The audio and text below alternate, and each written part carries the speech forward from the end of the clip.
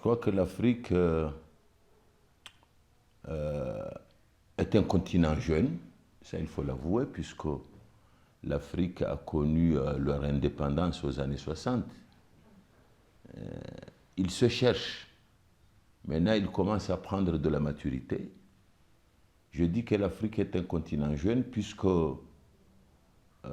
il est passé de l'Union africaine à Organisation de l'Union africaine pour, depuis 1960, 1963, lorsque les pères fondateurs, y compris l'ancien empereur de l'Éthiopie, Haïlé Sélassié, ont créé l'Union africaine ici à Addis Abeba.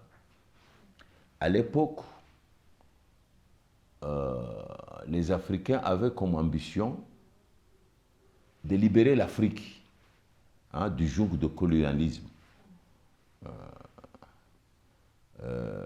Donc, depuis 1963, le grand combat ou bien le défi que ces dirigeants africains, à l'époque, qui s'étaient réunis ici à Addis Abeba, la mission a été de libérer l'Afrique de l'occupation coloniale. Je pourrais dire que jusqu'en 2013,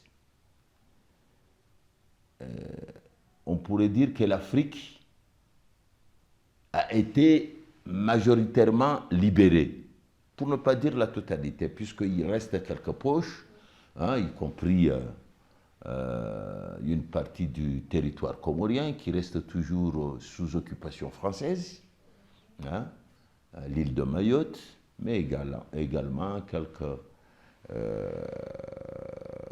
îles dans l'océan Indien, notamment les îles de Chagos et d'autres parties. Bon, mais on pourrait dire que jusqu'en 2013, l'Afrique a été totalement, plus ou moins, libérée du colonialisme. C'est pour cela qu'en 2013, on a fait le jubilé du 50e anniversaire de l'existence de l'Organisation de l'Unité africaine. Feu OUA, qu'aujourd'hui on l'appelle Union africaine.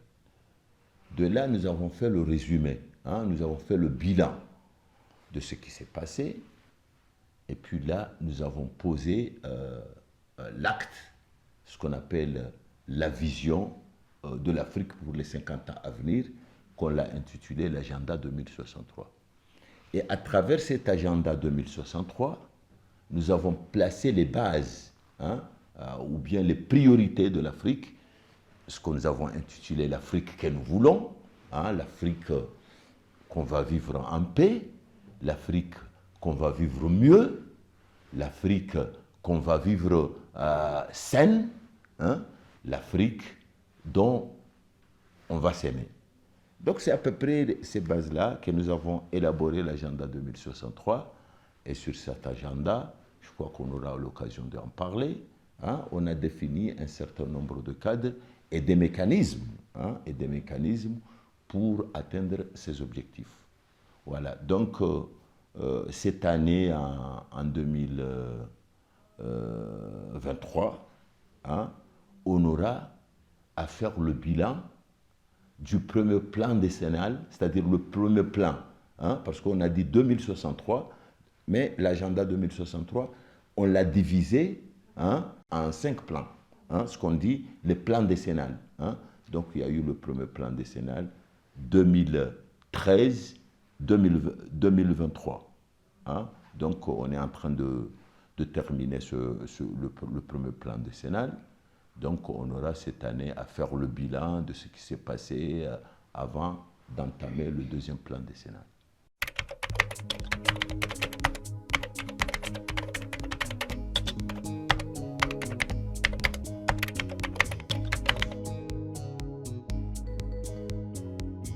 L'Afrique, comme tous les continents du monde, ont des difficultés.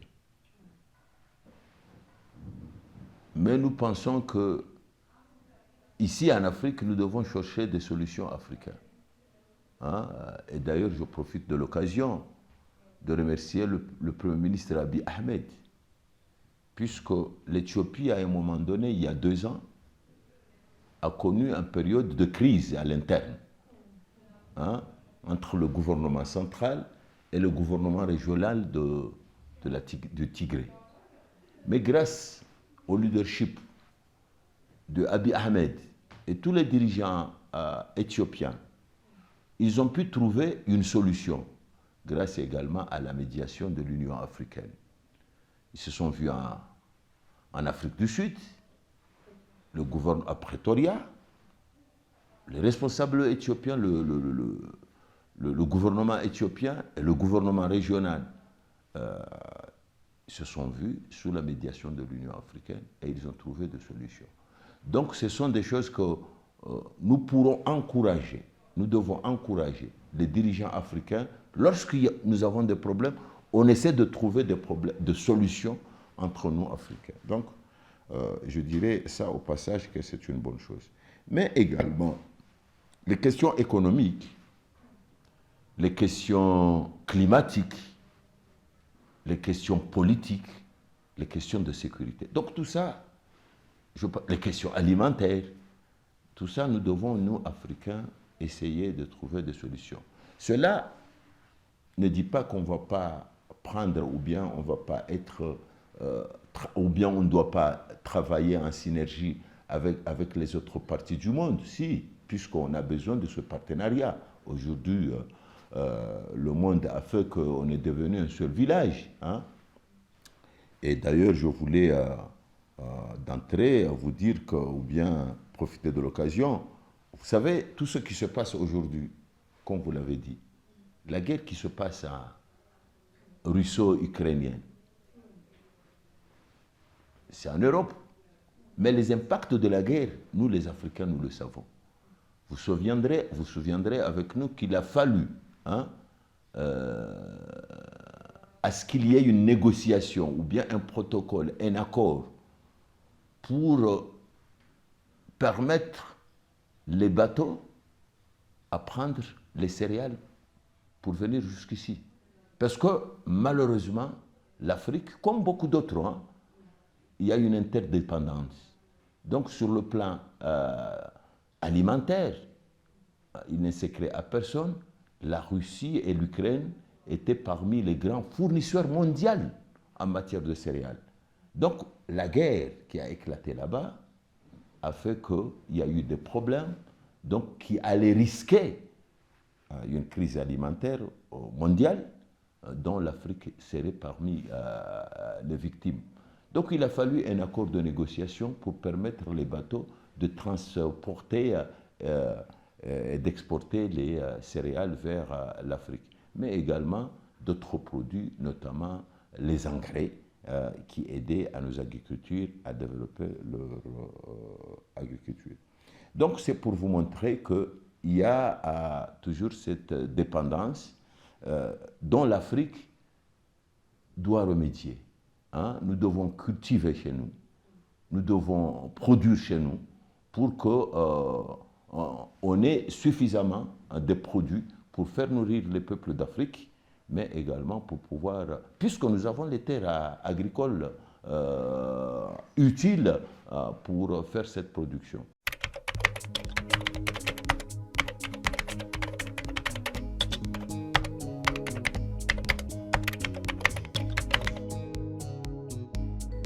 Vous savez, l'Éthiopie, c'est un grand pays.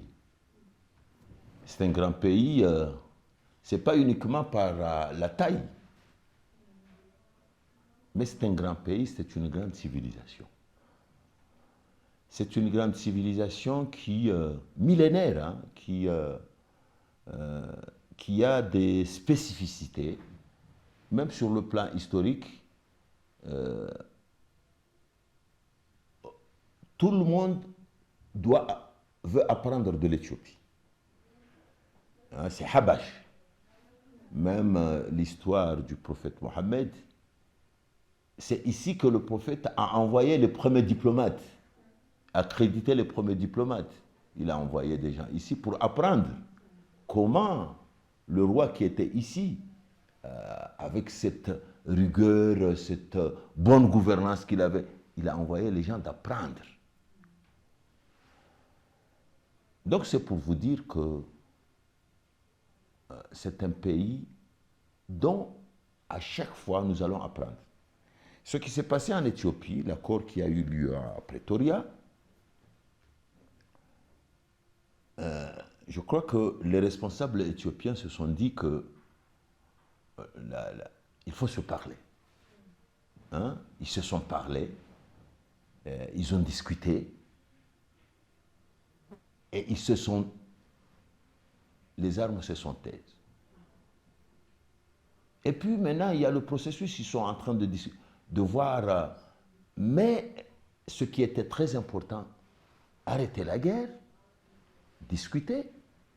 Moi, je pense que tous les autres, vous avez vu, et d'ailleurs, je profite également de l'occasion de remercier le Parlement éthiopien, hein, le Parlement fédéral éthiopien, qui a enlevé les restrictions ou bien les sanctions qui étaient imposées au TPLF, qui étaient considérées comme étant un groupe terroriste, mais le Parlement vient d'enlever cela. Maintenant, c'est devenu un groupe... Voilà, ce sont les mesures d'apaisement. Hein, ce sont les mesures d'apaisement pour trouver une solution globale avec tous les problèmes, puisque vraiment, l'Éthiopie nous a donné une bonne leçon que, quel que soit, même si on se tire, mais on peut arriver à s'asseoir sur une table et discuter et trouver une solution.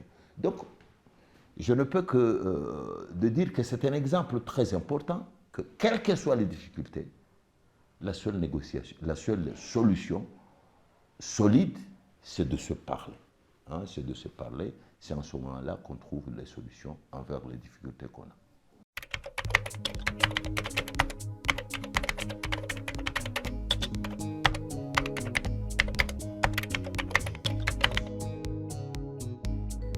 Bon, c'est une bonne question, puisque les Comores, un État insulaire, pas plus grand comme l'Éthiopie,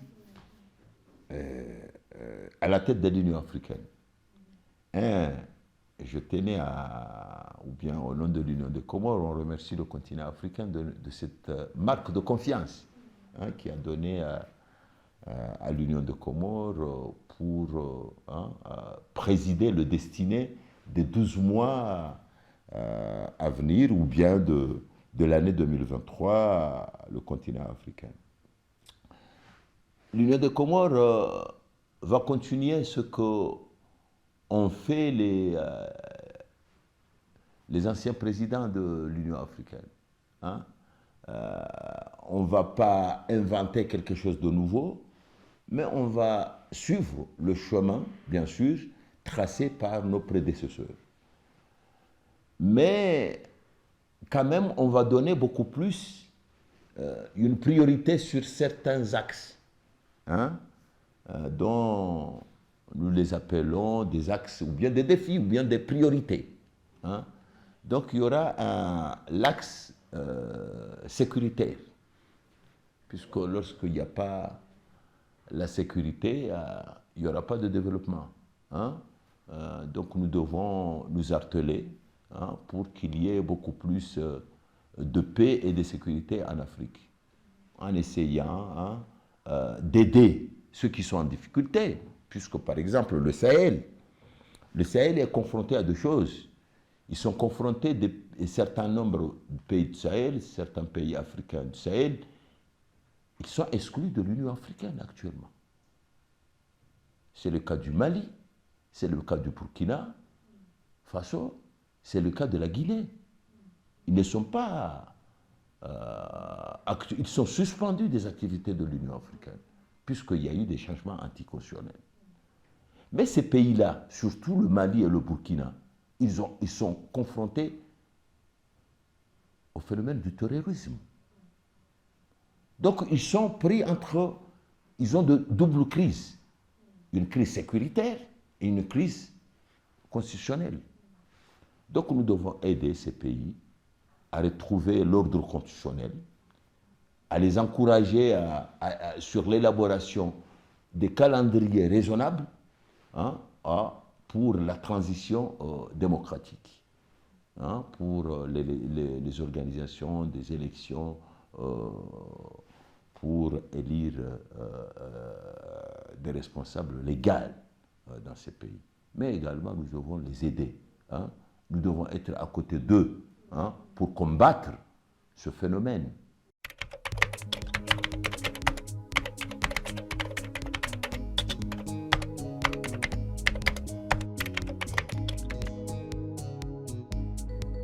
C'est un message de paix pour l'Éthiopie. Sincèrement, hein, remercier l'Éthiopie. Remercier l'Éthiopie de leur sérénité. Ce capital, l'Éthiopie, la capitale de l'Afrique, ce capital qui réunit tout le monde, puisque tous les 54 États africains sont là. Mais également, il y a d'autres pays, hein, d'Europe, de l'Asie, de l'Amérique latine, de l'Australie. Ils sont tous ici. Donc l'Éthiopie a une grande responsabilité. L'Éthiopie a pu maintenir la paix et la stabilité dans ce pays et la sécurité.